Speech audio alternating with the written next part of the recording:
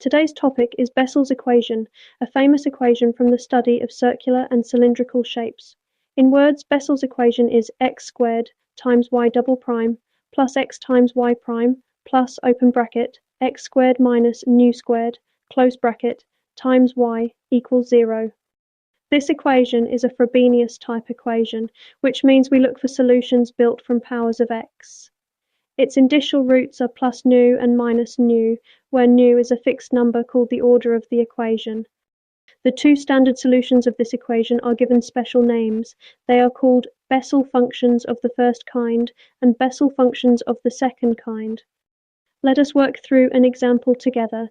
We will find the indicial equation for Bessel's equation of order 0, which means nu equals 0. To do this, we first write the equation in standard Frobenius form and read off the functions p of x and q of x. For Bessel's equation of order 0, this gives p of 0 equals 1 and q of 0 equals 0. The general indicial equation has the form r times open bracket r minus 1 close bracket plus p of 0 times r plus q of 0 equals 0. We now substitute our values p of 0 equals 1 and q of 0 equals 0 into this formula. Substituting gives r times open bracket r minus 1 close bracket plus 1 times r plus 0 equals 0. Expanding and simplifying this expression, the r minus 1 and plus 1 terms cancel neatly, leaving r squared equals 0.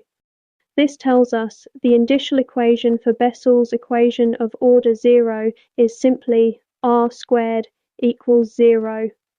Since this factors as r times r equals 0, there is one repeated root at r equals 0.